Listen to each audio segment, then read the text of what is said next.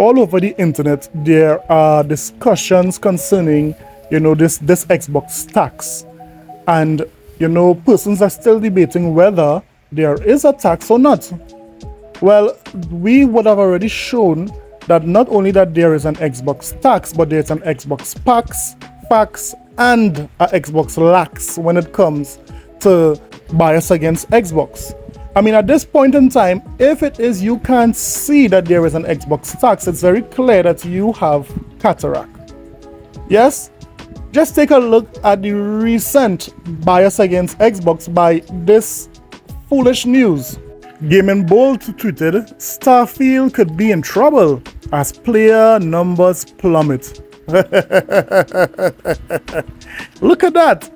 Isn't that a clear evidence of some sort of bias? Because you can't tell me an official gaming website. These supposed to be journalists. These supposed to be persons who have knowledge of the gaming industry, knowledge of what they are talking about, make a foolish statement like that. So much so that even Twitter had to call them out for it. Look at this. Twitter community note says, Starfield is a single-player game and not a live service game. The player count holds no bearing on how well the game is doing. The success of Starfield is based purely on sales downloads alone. So there you have it. Bias in real time, in my time, in your time, and in the world's time, right in your face. Well, let's not digress from what we are talking about today. Today, we are going to talk about rumors that PlayStation might be going bankrupt. Yes, I know that's a stretch, but we'll talk about it. We'll also talk about that how some players are not too pleased with the PlayStation Plus offerings. They are very much upset with it. So we're going to talk all that and more. So let's talk about it. This is a sickness! Let's get it. Let's first start off with PlayStation Plus. You see, PlayStation Plus is the revamped PlayStation service that Sony came up with as an answer back to Game Pass. Now, Game Pass is very clear. Game Pass users know what Game Pass offers. You see, Game Pass offers every first-party Xbox game that is produced by Xbox Studios, and also you will be able to get some selected AAA third-party games coming day one on Game Pass. Now, Game Pass first started off Game Pass Ultimate first started off at $15. It was raised by $2 to make it $16.99 or basically $17 in recent times. Now, when it comes to PlayStation Plus, it's very confusing. The tiers are very confusing. In addition to the tiers, you're not sure as to what value you are getting for your money. There are no day one releases of any, AAA first-party games. Of recent, they attempted the day and date release by giving PlayStation Plus users Stray and Sea of Stars. Other than that, Sony did not release any game day and date to the PlayStation Plus service.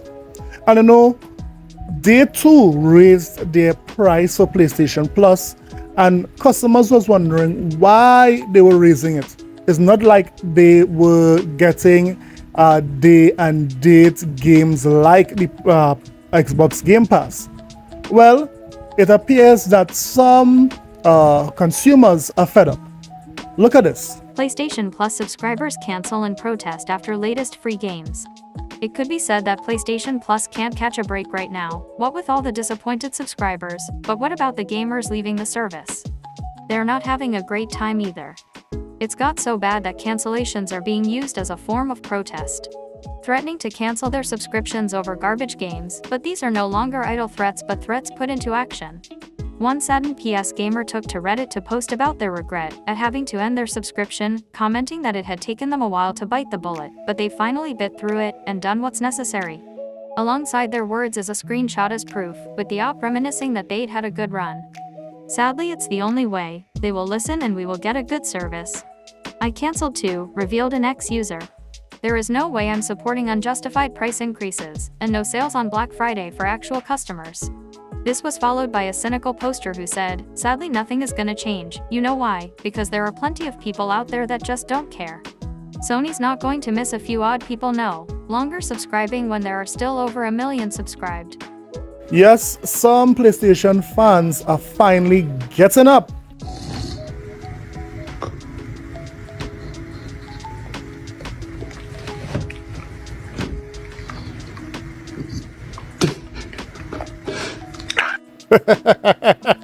But you know something, it's not only Sony fans, there are even some Sony commentators that are fed up of Sony foolishness. You know, I don't know who I'm going to piss off this episode, but I have my bones to pick with the PlayStation 5. Obviously, It's doing just great because it sold 40-something million units, and you know, anything I say doesn't matter because again, it's doing great. But I think also the price increase stuff is not great. You know, everything's getting price increases across the board. We talked about this a few weeks ago, but this is the first PlayStation generation that it's gotten a price hike 3 years in rather than a price drop, which is usually the case, which, that sucks. It honestly, a lot about this generation reminds me of the bad years of the PS3. There's a certain... So you all know what he's referring to there, right? He's referring to when PlayStation was so arrogant that they were telling their customers that if they can't afford the PlayStation 3, that they needed to sell a kidney or get a second job. So yeah, sort of hubris coming out of Sony that isn't, it's not very customer friendly. It's not much fun really. And again, like the sort of, I don't know, the things that I wish they were doing, they're not, but who am I to say? PSVR 2 especially is just baffling because it seems like Sony has pretty much forgotten that thing exists. You bought one. How's that going? I very publicly stated on and got quite a response that I regret spending that money, and I still regret it. Well, here's Even the though thing. I want it to be awesome. That's why I bought it, but it's just not. Yeah. I mean, well, you opened up yours and took it out of the box, which is more than we can say for Jada, who's on Beyond every week. And, she's had some fun with the one in the office, but like, she's just like, I might trade it in or something. And don't get me started on the PlayStation VR 2. What a dead peripheral. Look, even the PlayStation guy is saying that Sony is not supporting this VR 2. Persons bought it and they didn't even take it out of the box as yet. They just might trade it in. This is what, but don't worry, I'll have a video talking about the PlayStation VR 2 and how it is a massive failure. But it's very clear that these guys, they aren't feeling this PlayStation VR 2. Continue. But anyway, we're getting off topic. The PS5 itself, again, it's had some great games.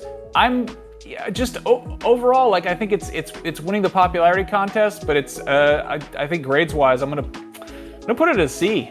I think that there's it's I don't know, it's continuing to be expensive and getting more expensive. They upped the price of PS Plus and then didn't really do much. So you are hearing that I didn't manipulate that guy. That guy is watching what PlayStation is offering and he's saying he's giving it a C.